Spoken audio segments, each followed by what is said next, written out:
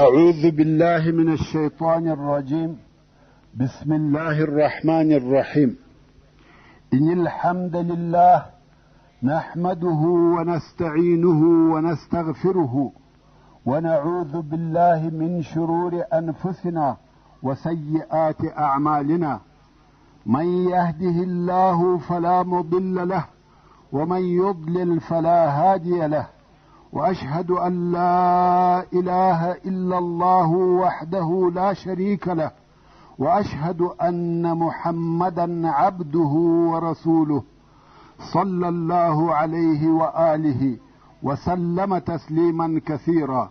أما بعد، د سرور کائنات صلی الله علیه و آله وسلم ژوند. محترم ورونو، زموږ قصه دې ځای ته رارسېدلې وه. په عربو کې دغه لسوالي او بې ستري د هجرت تر نهم کال پورې دوام درلودی، څو چې د مکې مکرمې تر فتح وروسته رسول الله صلی الله علیه و آله وسلم تر حجة الوداع یو کال د مخه د حج په موسم کې حضرت ابوبکر صدیق رضی الله تعالی عنه مکې مکرمې ته ولېږي او ورته ویې فرمایل: خلق خبر که چې تر نن ورځې وروسته به هیڅوک لڅ طواف نه کوي.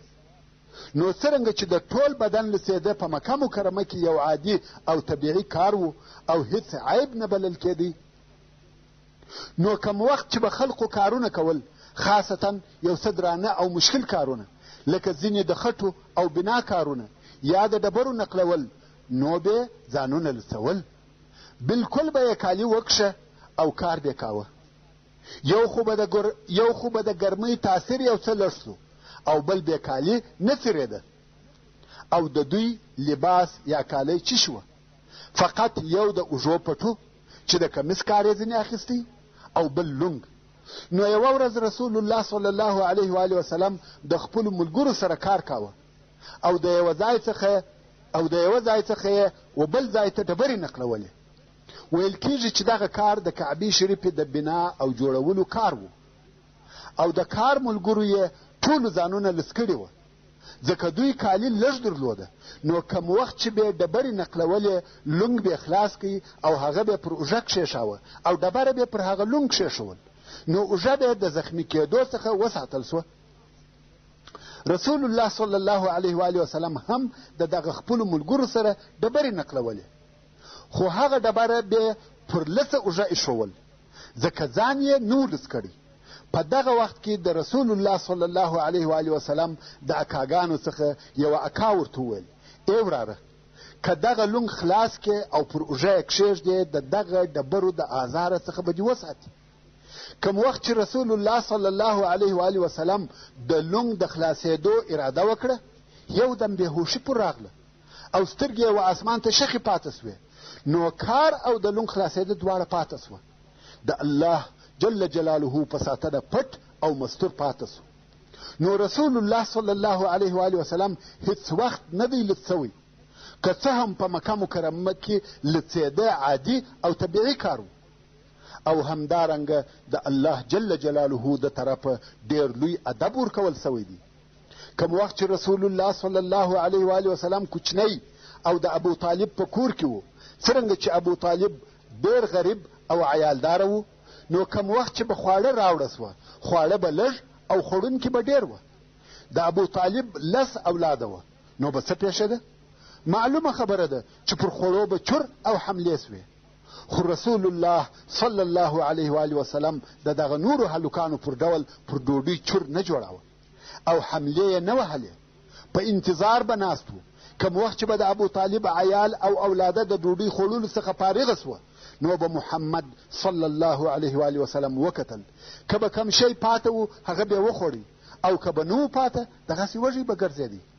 او داسې ډېر پېښېده چې څو ورځې به وږی ګرځېدی، ځکه د هغو څخه اصلا شی نه پاته کېدی. نو رسول الله صلی الله علیه و آله وسلم د دغه خپلو ښو اخلاقو په سبب که څه هم وږی به و، خو د نورو هلکانو پر ډول به پر ډوډۍ چور او حملې نه جوړول. څو یوه ورځ ابو طالب په خپله و دې حالت ته متوجه سو چې دغه نور هلکان خواړه ځینې خلاصوي او محمد صلی الله علیه و آله وسلم ته شی نه پاته کیږي، نو یې خپله کورنۍ امر کړه چې محمد صلی الله علیه و آله وسلم ته خواړه جلا ورکوئ، ځکه دی علیه الصلاة وسلام د نورو هلکانو پر قسم پر ډوډۍ تلوار نه کوي او وږی پاته کیږي، چې دا کار د رسول الله صلی الله علیه و آله وسلم د ادب څخه و او د رسول الله صلی الله علیه و آله وسلم د اخلاقو څخه یو هم صدق او رښتیا ویل وه. په ټول عمر یې هیڅ د درواغو او مخالفه خبر نه ده کړې، که څه هم د کوچنیوالي او وړکتوب په حالت کې و. دا هم هغه ادب دی چې د الله جل جلاله د طرفه ورکول سوی و. کم وخت چې د رسول الله صلی الله علیه و آله وسلم عمر 15 یا په بل روایت 10 کلو ته ورسېدی، د فجار جنگ پېښ سو او رسول الله صلی الله علیه و آله وسلم په هغه جنگ کې ګډون او اشتراک وکړي. د جنگ فجار یا حرب الفجار بیان خو مې مخکې درته کړی دی چې حرب الفجار و هغه جنگ ته ویل کیږي کوم چې په حرامو میاشتو کې پیښ سي، او حرامې میاشتې 4 دي، رجب چې دا یوازې میاشت ده، او نورې 3 میاشتې چې سره پسې دي ذوالقعده، ذوالحجه او محرم دي. په دغه 4 میاشتو کې د ابراهیم علیه السلام په دین کې جنگ شروع کول او تجاوز کول حرام او ناروا وه، خو د خپل ځان څخه دفاع جائزه او روا وه. نو څرنګه چې د حوازن قبیلې په دغه میاشتو کې پر قریشو حمله وکړه، نو قریشو ته دا جائزه وه چې د ځان دفاع وکړي. نو په دغه جنگ کې چې حرب الفجار ورته ویل کیږي، رسول الله صلی الله علیه و آله وسلم د خپلې کورنۍ او اکاګانو په ملګرتیا د مکې مکرمې څخه دفاع کول. او رسول الله صلی الله علیه و آله وسلم فرمایي كنت انبلو لاعمامي في يوم الفجار، یعنی ما خپلو اکاګانو ته د فجار په ورځ غشي ورکول، او څوک وایي د فجار په ورځ د خپلو اکاګانو څخه غشي ګرځول او هغو جنګ کاوه.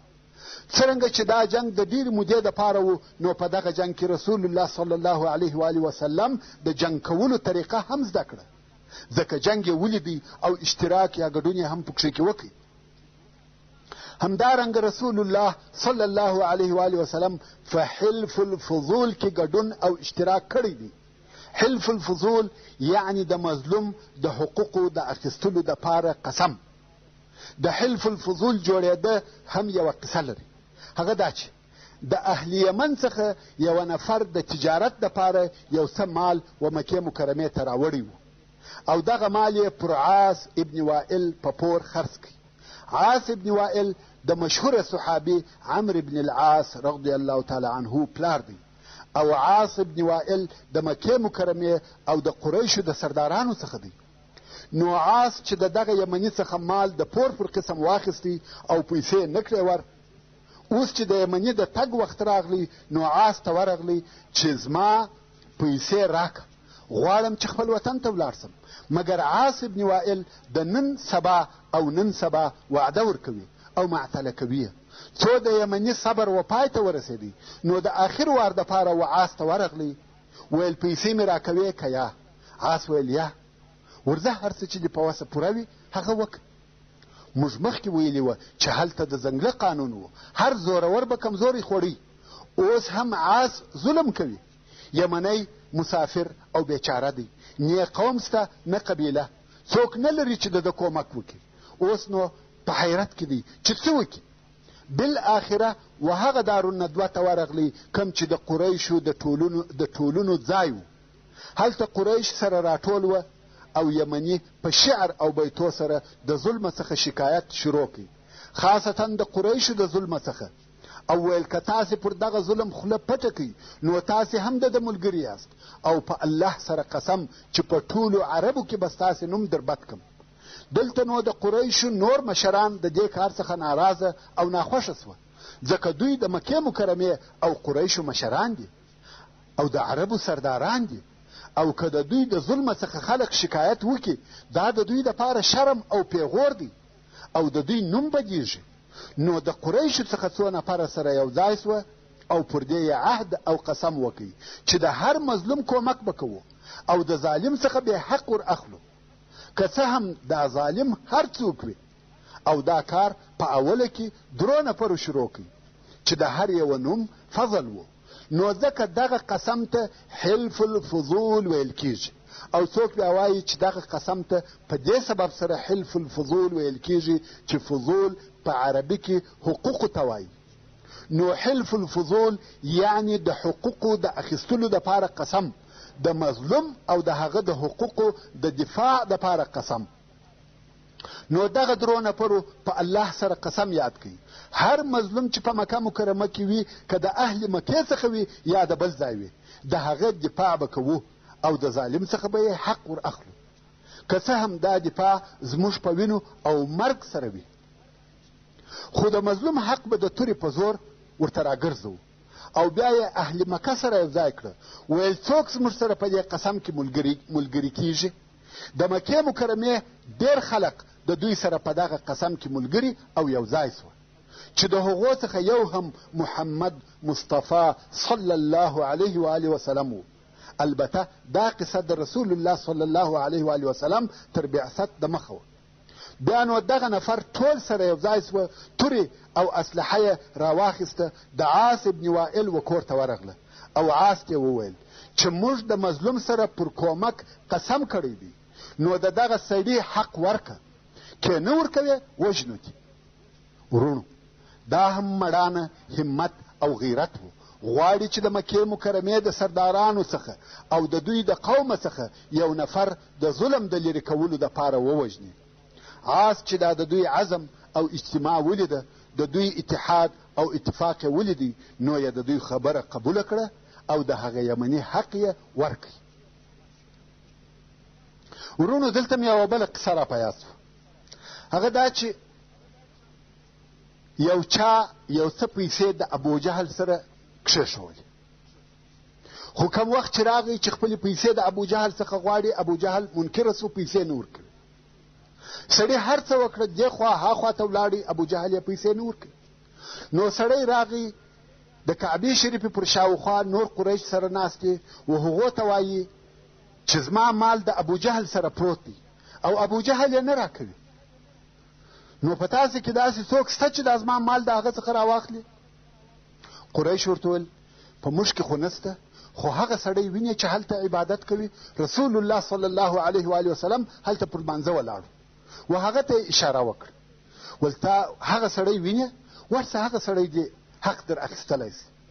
په حقیقت کې دا کار قریشو د پسخند دپاره کاوه، مګر هغه مسافر سړی مجبوره سو او مجبوره و.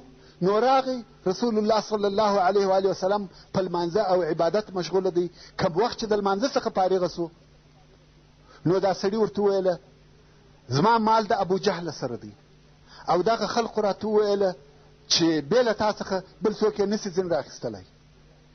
متوجه اوسئ. رسول علیه صلات وسلام نور ته وویل چې وروره دا زما کار نه دی او زما په وسه نه ده پوره. دا یې هم نور ته ویل چې دا خلقو په تا پسخند وهلی دی، ولاړ څه په بل چا پسې وګوره چې هغه د دا قومو د مشرانو څخه وي، هغه بیا در واخلي. یا داسې نور ته ویل. و سړي ته ویل درځه. سړی او رسول الله صلی الله علیه و آله وسلم سره ملګري سوله او راغله. رسول علیه الصلاة وسلام د ابوجهل د کور دروازه ور وټکول. ابوجهل راووتی. څوک ورته ولاړ دی؟ د ابوجهل لوی دشمن رسول الله صلی الله علیه و آله وسلم. و ابوجهل ته وایي د دغه سړي مال ورک. هغه ول پر سترګو لاړې کور ته ننوتی، هغه مال یې راواخیستې و سړي ته یې په لاس ورکړ. دی هم ځین را رئیس. قریشو ابوجهل ته ویل چې دا دې څه وکړه؟ ابوجهل ویل په والله د ده تر شا یو مست اوښ ولاړ و، که ما دا پیسې نه وای ورکړې هغه دا عمله را اچوله، زه یې خوړلم. ما د بیرې څخه دا پیسې ورکړې وه دا سړي ته. دا هم یو قصه وه. ورون، بیرته به د حلف الفضول و قصې ته راسو.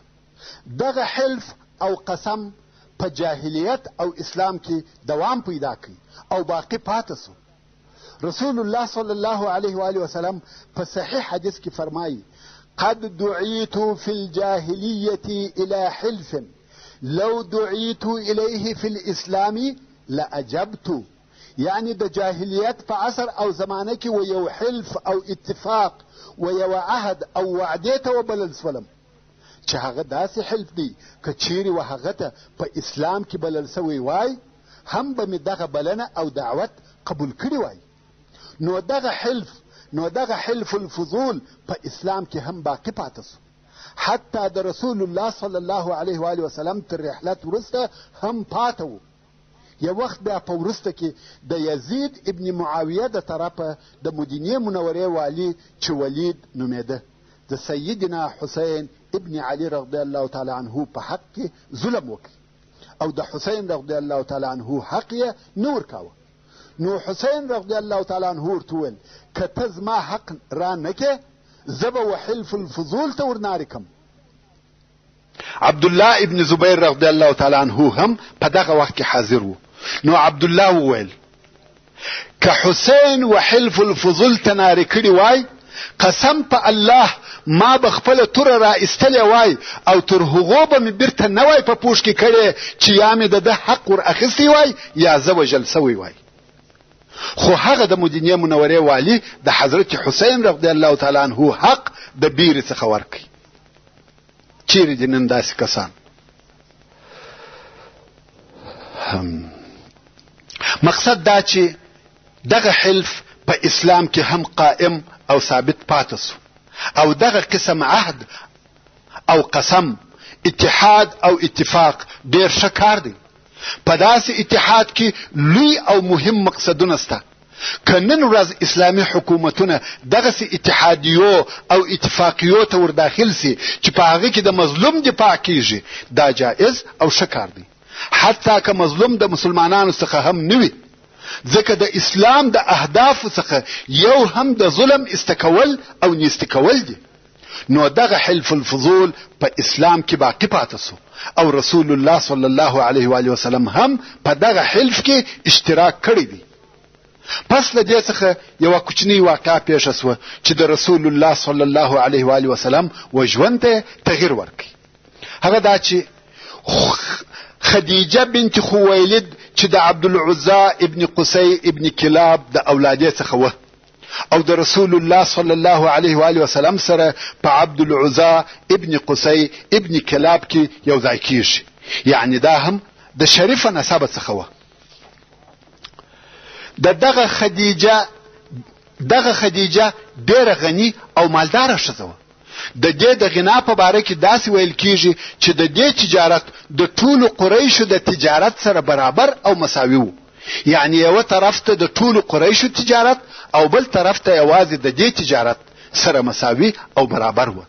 څرنګه چې دا ښځه وه په خپله تجارت نسوای کولای، نو یې څه کول؟ خپل مالونه به و قسم قسم خلقو ته ورکول، چاته په شراکت، چاته په مزدوري، حتی یو نفر ته هم خپل ټول مال او دارایی په لاس نه ورکول، ځکه ممکن هغه خیانت ورسره وکړي او ټول مالونه ځینې غصب کړي. نو یو مختلفو خلقو ته یو څه مالونه ورکول. او څرنګه چې دا ښځه وه د بازار د قیمتو معلومات هم نه ورته کېدی، امکان یې درلودی چې خلق درواغ ورته ووایي او پیسې ځینې وخوري. نو د غلا او خیانت د مخنیوي دپاره په امین او صادقه خلقو پسې ګرځېده. کوم وخت چې د محمد صلی الله علیه و آله وسلم د صدق او امانت تعریف او توصیف د هر چا څخه اوریدي او په عین حال کې د دې قریب هم وو، نو یې د محمد صلی الله علیه و آله وسلم څخه وغوښته چې د دې د تجارت یو څه مالونه شام ته یوسي. او رسول الله صلی الله علیه و آله وسلم هم موافق سو. نو قافله جوړه سوه او مالونه یې بار کړه. میسره چې د خدیجې مریی و، هغه هم په دې سفر کې د رسول الله صلی الله علیه و آله وسلم ملګری کړي چې په لار کې د محمد علیه الصلاة والسلام خدمت وکړي. اوس نو محمد صلی الله علیه و آله وسلم د میسره په ملګرتیا و شام ته په دغه کوچنۍ قافله کې رهي سو. په لار کې میسره د محمد صلی الله علیه و آله وسلم څخه عجیب او غیر عادي کارونه ولیده. اول ادب او اخلاق. میسره اصلا مریی دی او د خلقو عادت داو چې د مریانو سره بیا سخته او آمرانه گزاره کول. خو رسول الله صلی الله علیه و آله وسلم ودته د یو ملګري په سترګه ګوري، د ادب او مهرباني گزاره ورسره کوي. نو میسره ډیر په تعجب کې پاته و چې دا څنګه اخلاق دی. تر دې وروسته نور شیان هم ولیده. هغه دا چې دوی پر لارې رهي وي، پر دوی لمر نه وي، بلکې پر سر یې وریځ وي، او په لار کې یې بیا وهغه صومعې ته نږدې واړول کوم چې د مخه هغه بحیره پکښې و. خداوار بحیره وفات سوی و او بل راهب د بحیره پر ځای درېدلی و. کوم وخت چې دغه بل راهب دا کوچنی قافله ولیده چې فقط 2 نفره ورسره دي، په تعجب کې سو. خیر قافلې واړول. محمد صلی الله علیه و آله وسلم لاړی. هلته ګوشه د قافلې څخه لري یو درخت و، تر هغې درخت لاندې کښېنستی او راهب ورته ګوري چې د درخت شاخونه راکږیږي او پر رسول الله صلی الله علیه و آله وسلم سایه جوړوي. نو راهب و میسره ته ورغلی او د هغه څخه پوښتنه کوي چې دا نفر څوک دی. میسره ویل دا محمد ابن عبد الله دی. راهب د محمد صلی الله علیه و آله وسلم د نسب پوښتنه وکړه او نورې پوښتنې وکړه. میسره جوابونه ورته وایي. اخر میسره ورته ویل سړی ستا څه مقصد دی؟ راهب ویل دغه درخت چې محمد صلی الله علیه و آله وسلم تر لاندې ناستی او د قافلې څخه هم لري ده، دغه اوس تر دغه درخت لاندې هیڅوک نه دی ناست بې له نبي، یعنی دغه نفر نبي دی، علامې یې ټوله د نبوت دی. میسره نور هم په تعجب کې سو چې نبي او نبوت څه معنا. خیر دوی شام ته ورسېده او میسره هم هلته نور هم د علیه الصلاة والسلام د اخلاقو په باره کې عجب شیان ولیده. د خلقو سره ادب او احترام، په بیع او شراء کې رښتیا ویل او امانت، رحم پر غریبانو، د خلقو سره خوش طبعي، غریبانو ته د صلی الله علیه و آله وسلم ورکړه او عطا، او خلقو هم د معاملې خرید او فروش د پاره و د علیه الصلاة والسلام ته رجوع کول. او بل د قریشو د تجارو دا عادت وو چې خپل مالونه به خرڅ کړه نو براره هیڅ وه. خو رسول الله صلی الله علیه و آله وسلم داسې ونه کړه. هغه خپل ورسره مالونه چې یې خرڅ کړه په پیسو یې د هغه ځای څخه نور مالونه رانیول او مکې مکرمې ته راوړه. یعنی د مکې مکرمې مالونه په شام کې په ګټه خرڅ کړه او د شام مالونه چې یې راوړه په مکه مکرمه کې په ګټه خرڅ کړه، چې په دې حساب یې 2 واره ګټه وکړه. نو یې ښه او مناسبه ګټه و خدیجې ته راوړه چې بل چا دونه ګټه نه ورته راوړې. ورونو اوس نو موږ ولیده چې رسول الله صلی الله علیه و آله وسلم د غریبۍ په حالت کې څنګه ژوند کاوه، او کم وخت چې بیا غني او تاجر سو څنګه اخلاق او معامله وه. د مشرانو او سردارانو سره هم ژوند وکړي، په جنگ هم پوسو، ځکه د علیه الصلاة والسلام په خپل اشتراک پکښې وکړي. او اوس مو بیا ولیده چې په تجارت کې څنګه معامله وه. ټول هغه شیان چې د خلقو په ژوند پورې تعلق لري د هغو ټولو دوره او تجربه پر تیره سوه. کم وخت چې خدیجې رضی الله عنها دا د ګټه او پوهې، صداقت او امانت ولیده ډیره خوشحاله سوه. بیا نو خدیجې رضی الله عنها د میسره څخه د محمد صلی الله علیه و آله وسلم د اخلاقو او معاملې پوښتنه وکړه، او میسره هم د اوریځې څخه رانیولې. بیا د راهب خبرې او د علیه الصلاة والسلام اخلاق، رحم، شفقت، عقل او په کاروبار پوهېدل ټول یو ورته بیان کړه. خدیجه رضی الله عنها هم د علیه الصلاة والسلام د اخلاق او صداقت، د کار او امانت څخه ډېره راضي وه. او په دغه وخت کې د محمد صلی الله علیه و آله وسلم عمر 25 کاله و او د خدیجې رضی الله عنها عمر 40 کاله و او کونډه هم وه. خدیجې رضی الله عنها تر دغه وخته 2 واره واده کړی و او 2 واره خاوند وفات شوی و.